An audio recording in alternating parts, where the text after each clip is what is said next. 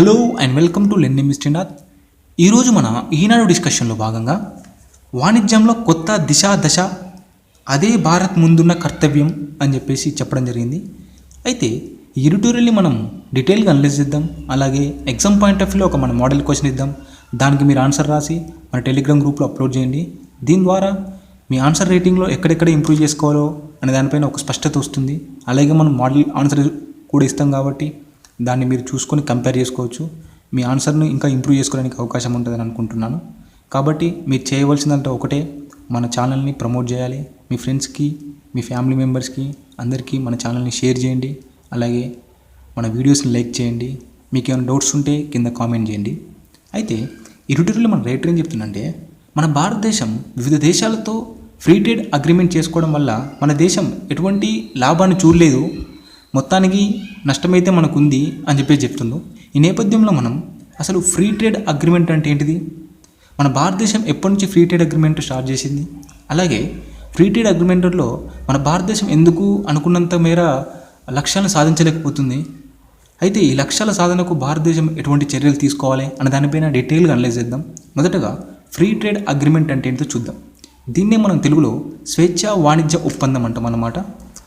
అయితే ఈ స్వేచ్ఛా వాణిజ్యం ఒప్పందం అంటే ఏంటంటే, రెండు దేశాలు లేదా అంతకంటే వివిధ దేశాల కూటములు ఎక్స్పోర్ట్స్ మరియు ఇంపోర్ట్స్ ఎటువంటి ట్యాక్స్ లేకుండా వాణిజ్యం చేయడాన్ని దీన్ని మనం ఫ్రీ ట్రేడ్ అగ్రిమెంట్గా పేర్కొంటాం అనమాట.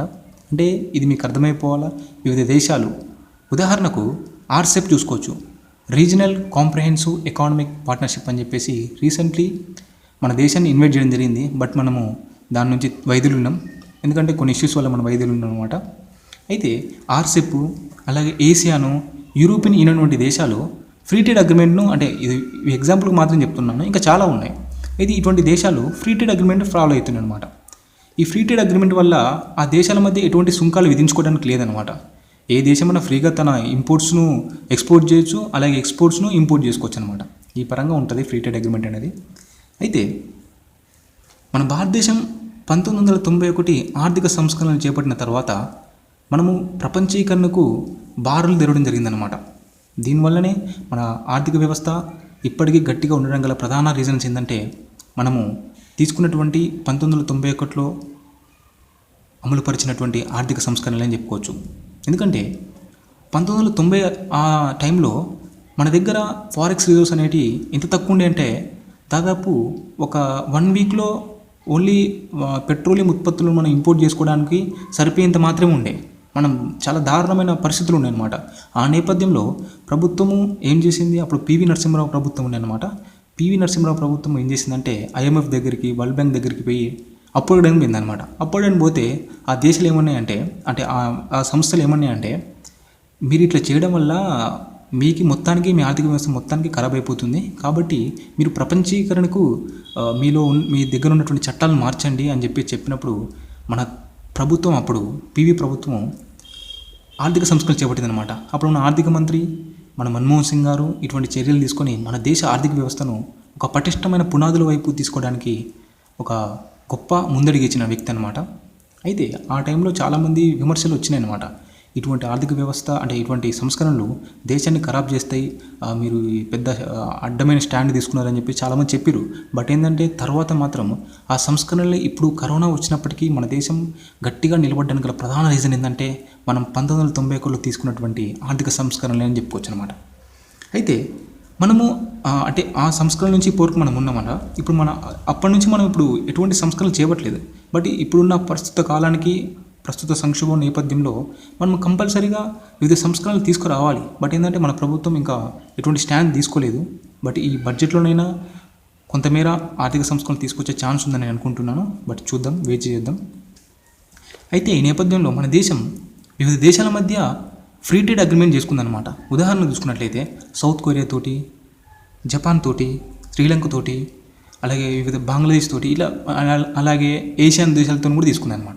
అయితే ఇటువంటి దేశాలతో మనం ఫ్రీ ట్రేడ్ అగ్రిమెంట్ తీసుకున్న తర్వాత దాదాపు 10 సంవత్సరాల తర్వాత, అంటే ఇప్పటికీ మనము ఆ దేశాలతో 10 సంవత్సరాల నుంచి చూసుకున్నట్లయితే మనము ఆ దేశాల వల్ల లాభపడింది ఏం లేదనమాట. ఉదాహరణకు మనకి ఆర్టికల్లో రైటర్ ఏం చెప్పిందంటే,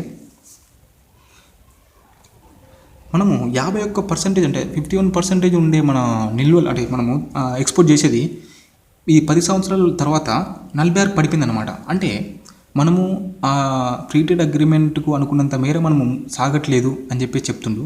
దీనివల్ల మనము ఎకానమికంగా ఒక డంపింగ్ యార్డ్గా తయారవుతుంది మన దేశము. వివిధ దేశాల నుంచి ఇంపోర్ట్స్ మనకు దారుణంగా రావడం వల్ల మన దేశం ఒక రకంగా డంపింగ్ యార్డ్గానే ఉండిపోతుంది తప్ప మనం ఎక్స్పోర్ట్ ఏం చేస్తలేము అని చెప్పి చెప్తుండు. దీనివల్ల మొత్తం మన దేశం వేరే దేశ వస్తువులపైన ఆధారపడిపోతే మన దేశం చాలా ఆర్థిక ఇబ్బందుల్లో చిక్కుకునే ప్రమాదం ఉంది. ఉదాహరణకు ఈ సంక్షోభం వల్లనే మన దేశం 1990లో ఏర్పడినటువంటి సంక్షోభానికి లోనైందనమాట. దాదాపు 40 సంవత్సరాలకు ఏర్పడినటువంటి నిరుద్యోగము ఈ ఒక్క కరోనా కాలంలో ఏర్పడిందంటే మనం అర్థం చేసుకోవచ్చు.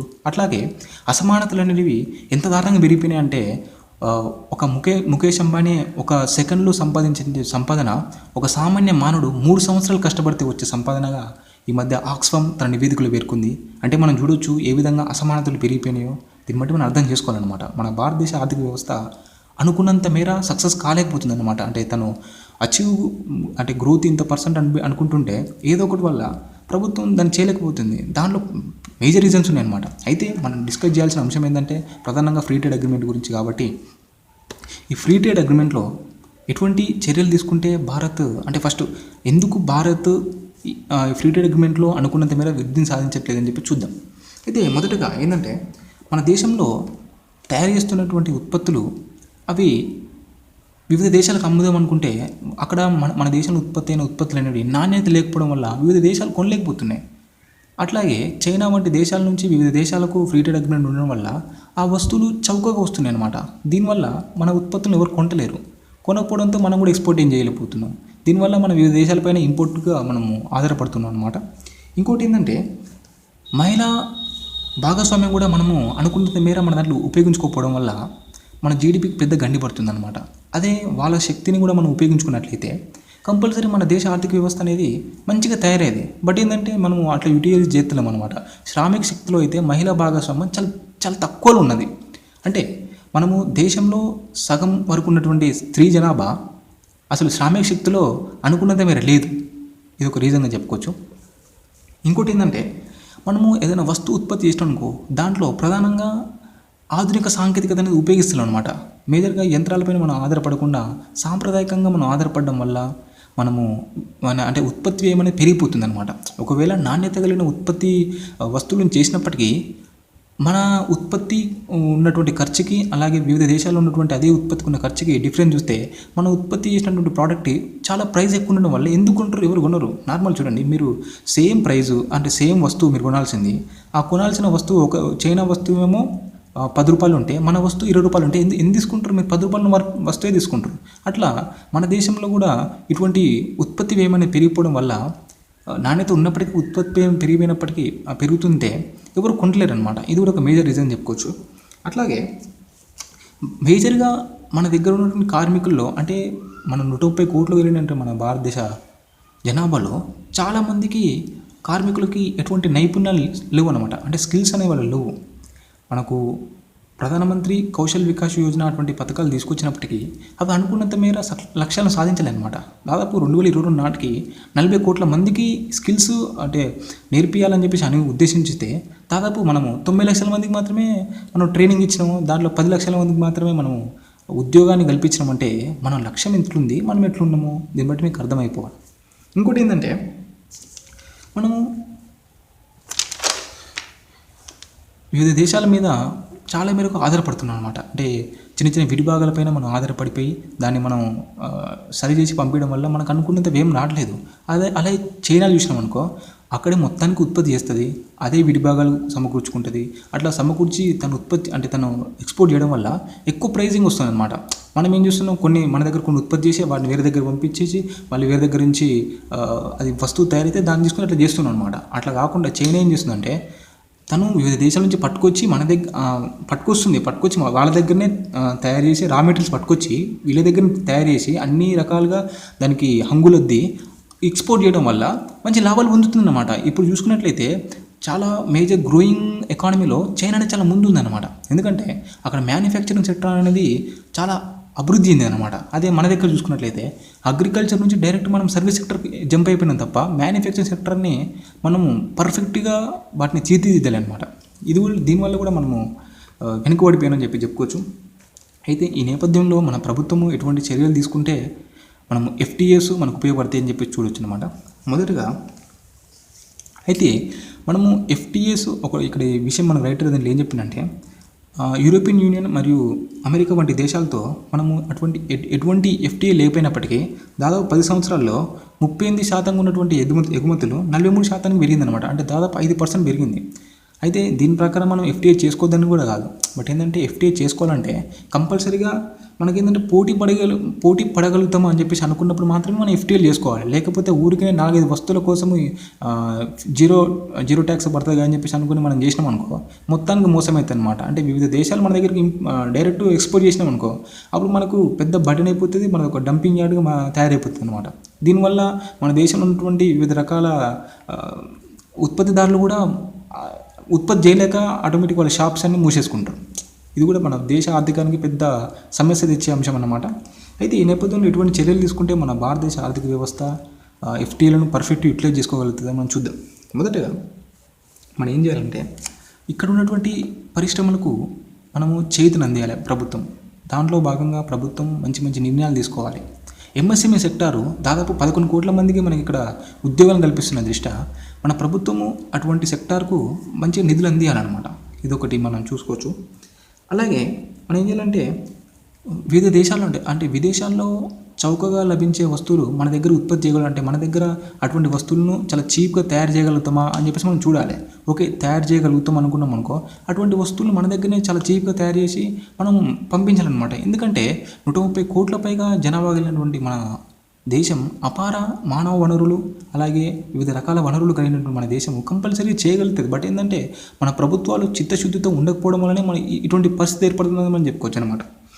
అయితే మనము వివిధ దేశాల్లో చీప్గా అంటే దొరికే వస్తువుల్ని మనం ఇక్కడి నుంచే తయారు చేసి పంపించాలి. ఇంకొకటి ఏంటంటే మనము మేజర్గా వివిధ దేశాల నుంచి వస్తువులను ఇంపోర్ట్ చేసుకుంటాం. అంటే మనము ఎగ్జాంపుల్ చెప్తున్నాను, నేను ఏమంటున్నా అంటే షర్ట్స్ ఉన్నాయి అనుకోండి. ఇప్పుడు చైనాలో టీ షర్ట్ అనేది చాలా చీప్ దొరుకుతుంది.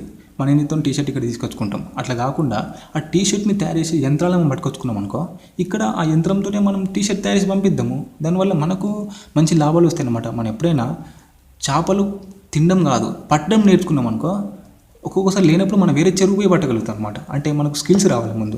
అందుకు అనుగుణంగా భారత ప్రభుత్వం కూడా యంత్రాలను ఇంపోర్ట్ చేసుకొని వివిధ దేశాల నుంచి వచ్చేటటువంటి ఇంపోర్ట్స్ను కట్ చేసుకుంటా మనమే వివిధ దేశాలకు ఎక్స్పోర్ట్ చేసే విధంగా మనం తయారు కావాలని చెప్పేసి మనం చెప్పుకోవచ్చు. అలాగే ఇంకోటి ఏంటంటే మన కార్మికులలో స్కిల్స్ పెంపొందించడానికి ఈ ప్రధానమంత్రి కౌశల్ వికాస్ యోజన వంటి పథకాలను సమర్థంగా యూటిలైజ్ చేసుకోవాలన్నమాట. అట్లా కాకుండా ఏదో నామకే వస్తే అన్నట్టు చేసుకుంటే మన దేశము స్కిల్లెస్ లేబర్ అయిపోతుంది అనమాట. చాలా వరకు ఇప్పుడు మన దేశంలో ఎంతోమంది యువత ఉన్నప్పటికీ వాళ్ళందరికీ నైపుణ్యం అనేది లేదన్నమాట. ఈ నేపథ్యంలో ప్రభుత్వాలు మన కార్మికులకి అలాగే యువతకి మంచి మంచి నైపుణ్యాలు అందించే విధంగా చర్యలు తీసుకోవాలి. అలాగే మన దేశంలో అధునాతన సాంకేతికతను ప్రవేశపెట్టాలన్నమాట. అంటే యంత్రాలను తీసుకొచ్చి వాటిని ఎటువంటి విధంగా మనం వాడితే పర్ఫెక్ట్ రిజల్ట్ వస్తాయి అన్న పరంగా శిక్షణ అందించడం వల్ల స్కిల్స్ అంటే అందరికీ అవలంబించడం వల్ల మంచి మంచి రిజల్ట్స్ వచ్చే ఛాన్స్ ఉన్నాయన్నమాట. ఈ నేపథ్యంలో మనము కొంతమేర R&Dకి మనము డబ్బులు వెచ్చించాలి. దాంట్లో ప్రభుత్వం కూడా బడ్జెట్లో కొంతమేర నిధులను సమీకరించాలన్నమాట. ఇది ఒక మేజర్ రీజన్గా మనం చెప్పుకోవచ్చు.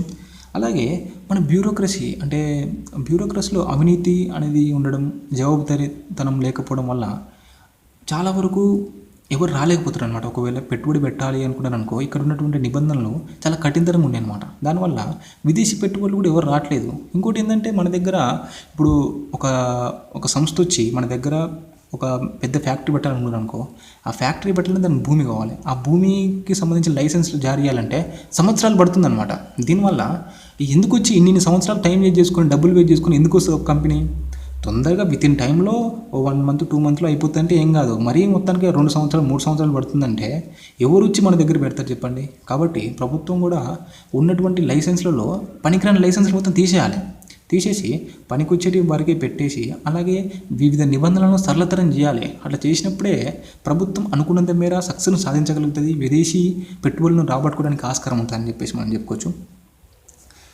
ఇది అలాగే వివిధ పరిశ్రమలకు ప్రభుత్వం కూడా తక్కువ వడ్డీతో డబ్బులు అంటే రుణాలు అందించాలన్నమాట. ఉదాహరణకు ముద్ర వంటి పథకాలను పటిష్టంగా అమలు చేయాలి. అయితే ఇప్పుడు మనం ముద్రది ఎంతవరకు ఇస్తామంటే 10 లక్షల వరకు ఇస్తామన్నమాట. అయితే ఈ లిమిట్ని మనం కొంతమేర పెంచాలి. దాదాపు 1 కోటి వరకు ఇచ్చే విధంగా నిబంధనలు చేయడం వల్ల చాలా వరకు మంచి మంచి పరిశ్రమ మన దగ్గర ఉత్పత్తి అయ్యే ఛాన్స్ ఉంది. ఎందుకంటే దాదాపు 11 కోట్ల మందికి ఎంఎస్ఎంఈ సెక్టారు ఉపాధి కల్పిస్తుందన్నమాట. ఒక ఇన్ఫార్మల్ సెక్టార్గా ఎంఎస్ఎంఈ రంగం 11 కోట్ల మందికి ఇస్తుందంటే అంటే ప్రభుత్వం కూడా అటువంటి ఉద్యోగాలు కల్పన చేయలేదన్నమాట.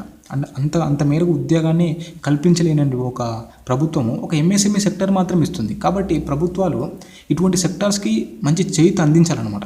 ఇదొకటి అని చెప్పుకోవచ్చు. అలాగే ఒకవేళ మన దగ్గర ఉన్న ఉత్పత్తులు కొంతమేర వివిధ దేశాలతో పోలిస్తే ఆ ఉత్పత్తుల కంటే మన ఉత్పత్తులు కొంతమేర డబ్బులు ఎక్కువైపోయినాయి అనుకో, అటువంటి వాటికి మన ప్రభుత్వం సబ్సిడీ అందించి వివిధ దేశాలకు ఎక్స్పోర్ట్ చేసే విధంగా ప్రోత్సహించాలన్నమాట. అంటే ప్రోత్సాహకాలు అందించాలన్నమాట. అందించకపోతే చాలామంది ఈ మన వేరే దేశాలు కొనలేమన్నమాట. కాబట్టి ప్రభుత్వము సబ్సిడీస్ అందించి మన ఉత్పత్తులను కొంతమేర డబ్బులు తగ్గించే విధంగా ఉన్నదనుకో, అప్పుడు ఆటోమేటిక్ కొంటారు. కాబట్టి ప్రభుత్వం ఇటువంటి చర్యలు తీసుకోవాలని చెప్పిండు. ఓకే, ఇటువంటి చర్యలు తీసుకోకపోతే మొత్తానికి మన దేశం ఒక పెద్ద డంపింగ్ యార్డ్గా తయారైపోయి మన ఆర్థిక వ్యవస్థ వివిధ దేశాల చేతుల్లోకి వెళ్ళిపోయే ఛాన్స్ ఉంది అని చెప్తున్నాను. ఇది మనకు ఇచ్చినటువంటి ఎడిటోరియల్ చాలా బాగా ఇచ్చిండు. కాబట్టి దీన్ని మంచిగా రీడ్ చేయండి. దీనికి మోడల్ ఆన్సర్ మీకు మన టెలిగ్రామ్లో అప్లోడ్ చేయడం జరుగుతుంది. కాబట్టి మీరు మన ఛానల్ని సబ్స్క్రైబ్ చేసుకోండి. జై హింద్. దీనికి ఇప్పుడు మీరు క్వశ్చన్ ఎట్లా వస్తుందో చూడండి.